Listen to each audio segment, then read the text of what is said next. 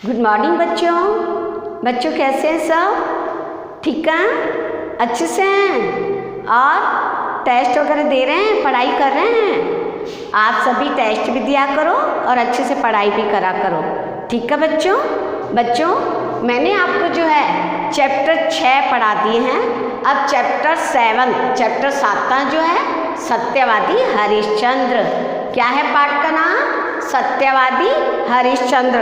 बच्चों जैसे कि नाम से ही पता चल रहा है कि हरिश्चंद्र जी कैसे हैं, सत्यवादी। बच्चों मैं आपको उनके बारे में बताती हूँ कि इन्होंने कितने कठिन परीक्षा देकर भी अंत में सत्य की राह पर चले तो अंत में उनकी जीत होती है और उनका जो सब कुछ चला जाता है वो वापस मिल जाता है। तो ऐसे हमारे सत्यवादी हरिश्चंद्र थे। बच्चों मैं आपको इसके बारे में बताती हूँ कि प्राचीन काल में हरिश्चंद्र नाम के एक राजा थे। क्या नाम था उनका? हरिश्चंद्र। और वे अपनी प्रजा, उनकी प्रजा जो थी, उनकी प्रजा में दया, परोपकार, सत्य आदि गुणों के लिए राजा हरिश्चंद्र प्रसिद्ध थे। राजा हरिश्चंद्र क्यों प्रसिद्ध थे? क्योंकि उनकी प्रजा में वो दया करते थे, परोपकार, हमेशा सत्य बोलते थे आदि गुणों के कारण वे अपनी प्रजा के लिए बहुत प्रसिद्ध थे। बच्चों एक बार क्या हुआ, और उनकी पत्नी का पहले मैं नाम बता देती हूँ। राजा हरिश्चंद्र की पत्नी का नाम तारामती तथा पुत्र का नाम रोहिताश्व था। ठीक है बच्चों? तो अब एक बार मैं आपको बताती हूँ कि राजा हरिश्चंद्र की क्या हुआ। एक बार की बात है कि देवों के राजा इंद्र, कौन थे? देवों के राजा इंद्र भगवान जो है, इंद्र भगवान ने जब मुनि विश्वामित्र से कहा कि आप जो है ये हरिश्चंद्र सत्यवादी कहलाते हैं तो आप इनकी एक बार मेरे कहने पर इनकी परीक्षा लो कि ये दानवीर है, दानशील हैं और क्या ये सच में सत्य बोलते हैं। तो इस प्रकार जो है राजा इंद्रदेव की प्रेरणा से मुनि विश्वामित्र इनकी परीक्षा लेने जाते हैं। एक बार वो उनके स्वप्न में गए और उनसे सब कुछ दान में ले लिया। उनका सारा राजपाट जो कुछ भी था सपने में जो सपन का मतलब था सपना।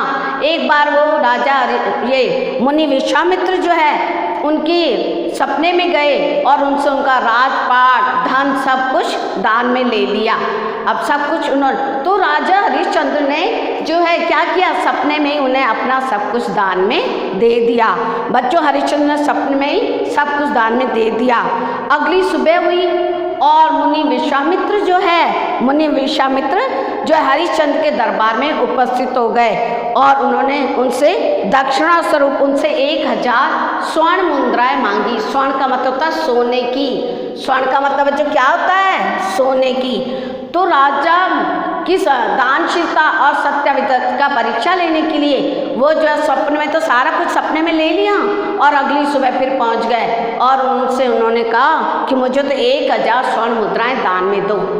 अब राजा ने देखा कि मैंने तो सपने में सारा कुछ दान में कर दिया है, अब तो मेरे पास कुछ भी नहीं है, मैं इन्हें क्या दान में दूँ। लेकिन चूंकि कोई भी उनके पास आता था, कोई भी उन्हें कभी खाली हाथ नहीं लौटाते थे, तो हरिश्चंद्र ने कहा कि जब मैं क्या करूं, वो सोचने लग गए कि मुझे क्या करना चाहिए। तब दक्षिणा में मेरे पास तो कुछ भी नहीं है, लेकिन जो मेरे दरवाजे पर मुनि आए हैं, तो मुनि आया है तो मैं उन्हें खाली हाथ नहीं लौटा सकता, यह संभव नहीं है।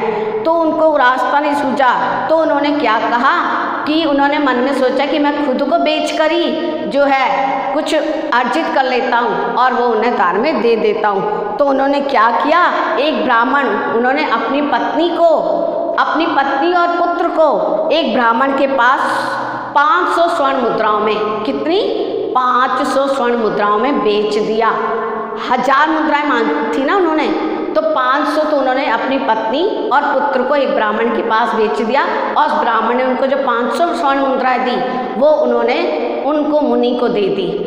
अब उनको 500 स्वर्ण मुद्राएं और चाहिए थी, तब उन्होंने जो है खुद को भी जो है कहा कि अब मुझे खुद को भी बेच देना चाहिए और उन्होंने खुद को कहाँ बेच दिया, खुद को उन्होंने ये कहा कि जो शमशान घाट में शव ले जाते हैं तो उन्होंने कर के रूप में 500 स्वर्ण मुद्राएं पहले ले ली, वो उनको दे दी, विश्वामित्र जी को और खुद जो है वहाँ काम करने लग गए, कर के रूप में खुद को बेचकर। इस प्रकार उन्होंने जो है अपनी पत्नी तारामती और पुत्र को तो एक ब्राह्मण के पास भेज दिया और खुद जो है हरिश्चंद्र शमशान घाट में आने वाले शव के परिवार वालों पर जो कर वसूलते थे वहाँ वह काम करने लग गए। अब इन्होंने खुद को भी बेच दिया, पत्नी को भी बेच दिया और पुत्र को भी बेच दिया और जो है उन्होंने 5000 मुद्राएं इकट्ठी करके वो विश्वामित्र जो थे मुनि उनको दे दिया।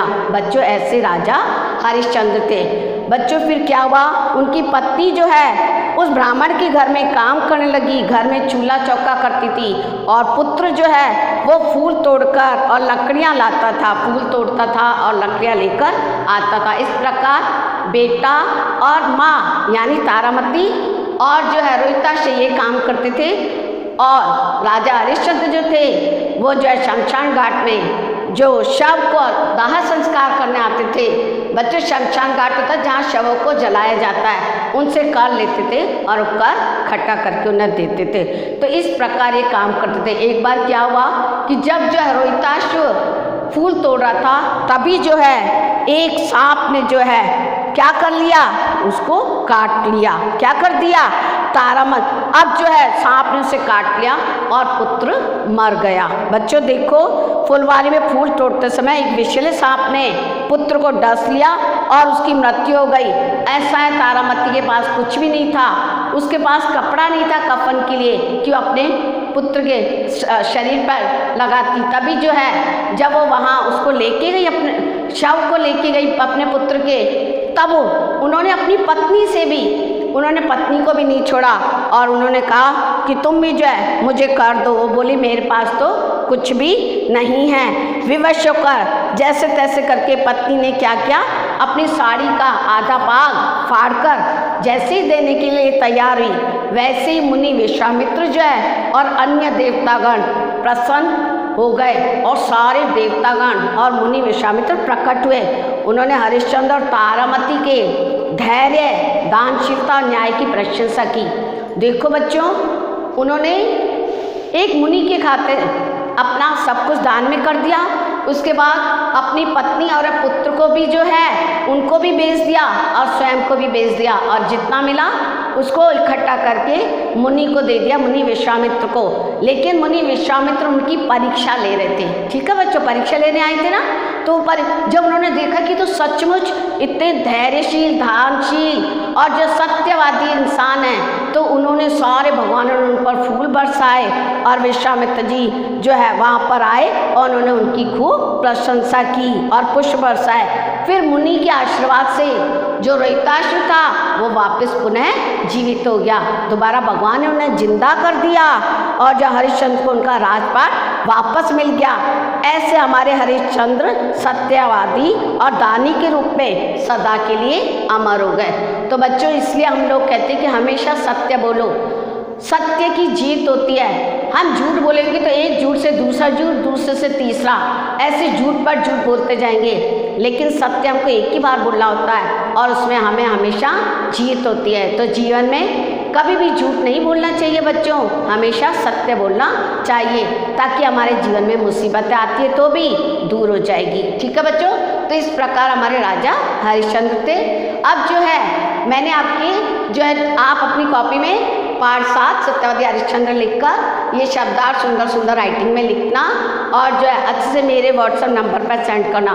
दूसरा बच्चों, मैं आपको बार बार कहती हूँ टेस्ट सभी देंगे और अच्छा देंगे। आपको बता रखा है, सिलेबस बता रखा है, टाइम बता रखा है और जो है डेट बता रखी है, सब्जेक्ट बता रखा है कि कौन सा कब दिन होगा।